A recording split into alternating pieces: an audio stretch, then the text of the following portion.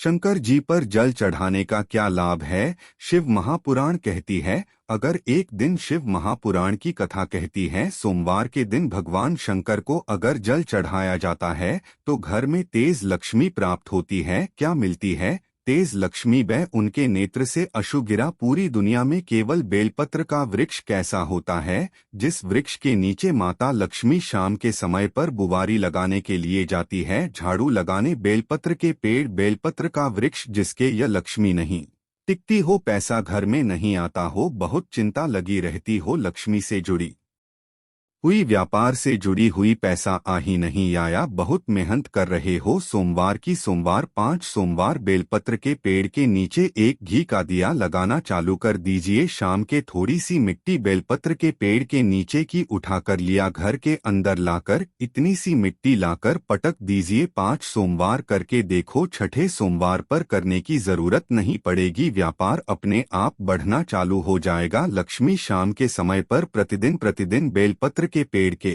नीचे कुंवारी लशंकर भगवान की प्रियता बल पहले भी कथा में कहा, फिर कहते हैं, जिस व्यक्ति के जीवन में धन संपदा वैभव सत्ता लक्ष्मी की थोड़ी भी कमी दिखती हो उसको बेलपत्र के वृक्ष का पूजन चालू कर देना चाहिए। जाओ सोमवार के दिन बेलपत्र वृक्ष के नीचे जल चढ़ाकर जल का सचन कर उसी बेलपत्र के नीचे शाम के समय पर संध्या काल में प्रदोष काल में भगवान देवती देव महादेव गौरी शंकर का स्मरण करो। बेलपत्र की जड़ की और बेलपत्र की तना की और बेलपत्र के वृक्ष की और तुम्हारा मुख हो, कोई आसन नहीं, कोई आसन नहीं, केवल बेलपत्र के वृक्ष की ओर तुम्हारा मुख हो। जहां बेलपत्र का वृक्ष है उसके नीचे बैठकर उसकी छाया में उसकी ओट में पंचाक्षर मंत्र नमः शिवाय या फिर सक्षर मंत्र ओम नमः शिवाय या फिर श्री शिवाय नमस्तुभ्यम का स्मरण कर अपने हृदय की बात गौरी शंकर से महादेव से करहे। शिव महापुराण की कथा कहती है, 7 दिनों में एक दिन सोमवार का ऐसा होता है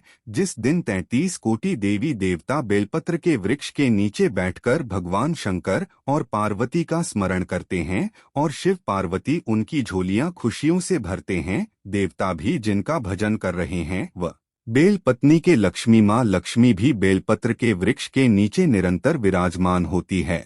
और आप लोगों से एक निवेदन और करना चाहेंगे, यह मनुष्य का शरीर जब तक रहे, ये मानव की देह जब तक रहे, जिंदगी में एक बेलपत्र का वृक्ष अपने रहते रहते कहीं पर भी लगाना, उसको बड़ा करना, उसको बड़ा कर जैसे अपने बच्चे को बड़ा करते हो ऐसे लगाकर बड़ा कर महादेव से कहना कि मैंने अपनी जिंदगी में मैं मर भी जाऊं, मेरे प्राण छूट भी जाएं, मेरे जाने के बाद मेरे घर के लोग एक लोटा जल चढ़ाए ना चढ़ाए, बेल पत्री चढ़ाए ना चढ़ाए, और ये वृक्ष मैंने बेल पत्री का लगा दिया, अगर मैं मर भी गई तो मेरे मरने के बाद भी मेरे हाथ की बेलपत्र महादेव को चढ़ती रहेगी, महादेव को प्राप्त होती रहेगी। लगाओ एक बेल पत्री के पौधे को छोटे से बड़ा करो, बड़े से बड़ा करो, बड़े से बड़ा करो और बड़ा करने के बाद उसको कहीं तुम्हारी मर्जी पड़े जहां उस बेलपत्र के वृक्ष को लगा। अगर गलती हो गई है, बहुत गलतियां हो गई, बहुत दुख पड़ गया, तकलीफ में आ गए, लग रहा है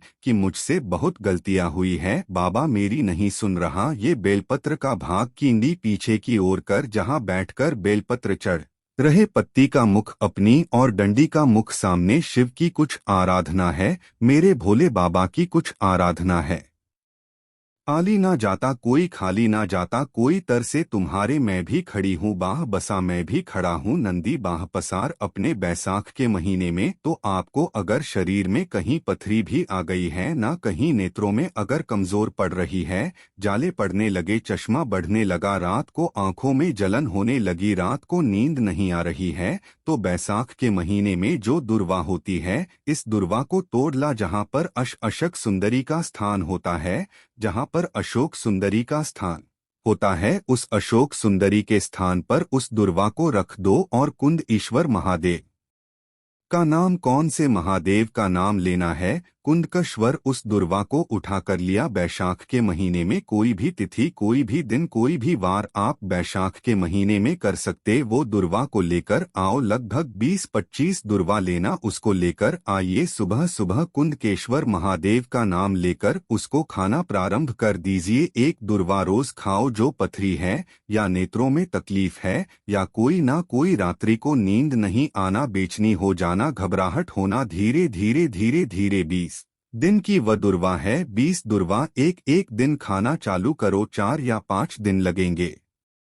अपने आप आपको कोई गोली खाने की जरूरत नहीं पड़ेगी। नींद अपने आप आना प्रारंभ हो जाएगी और अशोक सुंदरी वाली जगह पर दुर्वा समर्पित कर कर कुंवर महादेव नाम लेकर, कौन से महादेव? कुंद जिस नारी का रजो धर्म से जुड़ा हुआ जो भी तकलीफ होती है, केवल हाथ में जल लेकर आग का नाम लेकर भी वह पान कर लेती है, तो रजो धर्म से जुड़े हुए सारे दुख, कहते हैं कि गर्भ में, गर्भाशय में अगर गांठ भी पड़ गई है और डॉक्टर कह रहा है कि बच्चा रानी में गांठ है, गर्भाशय में गांठ और इसका ऑपरेशन होना जरूरी है, आप नहीं दक्ष प्रजापति की पहली पत्नी का मात्र स्मरण कर कर अगर आचमन पानी का कर लिया जाए तो गांठ भी गर्भाशय की गलना प्रारंभ हो जाती है। यह वो नाम, यह वो शब्द है। अगर मान लो शरीर में कोई गांठ पड़ जाती है, डॉक्टर अपना इलाज कर रहा हो, उस जगह पर प्रजापति वर्ण की पुत्री अस्कनी का नाम स्मरण में आना चाहिए। एक बार सब बोलिए, क्या नाम है? अस्कनी। और हम आग का नाम भी नहीं बोल सकते, तो इसी आसनी का एक नाम है वर्णी। क्या नाम है? आसनी का स्मरण। अगर गांठ भी गर्भाशय में है और डॉक्टर बोल रहा है कि ऑपरेशन है, कराना है, डॉक्टर साहब से कहना, साहब जल्दी तो नहीं है ना, 15 दिन का समय तो मिल सकता है या 10 दिन का समय तो मिल सकता है इसका ऑपरेशन कराने के लिए। फिर आग्नि का नाम लेकर शिव जी के शिवलिंग पर जब हम बेलपत्र समर्पित करें तो ये डंडी का मुख जब हम शिव जी को चढ़ाते हैं तो इस डंडी का मुख हमेशा हम उधर रखते हैं। अब की बार आसकनी का नाम लेकर जब हम शंकर भगवान को बेलपत्र समर्पित करेंगे तो ये डंडी का मुख शिवलिंग पर अपनी ओर रखें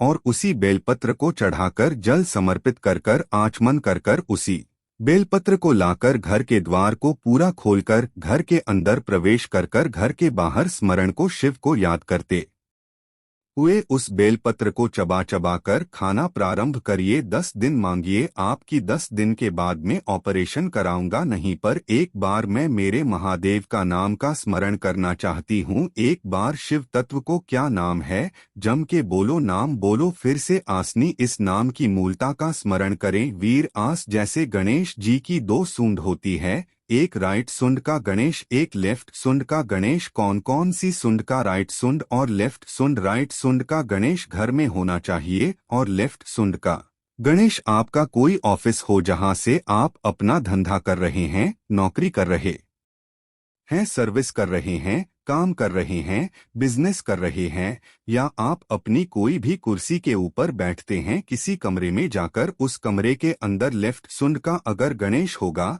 तो आपकी तरक्की को, आपकी उन्नति को दुनिया में कोई नहीं रोक सकता। और अगर जिस स्थान पर बैठकर आप बिजनेस कर रहे हैं, कमा रहे हैं, उस स्थान पर अगर राइट सुंड का गणेश होगा तो आपकी तरक्की नहीं होगी।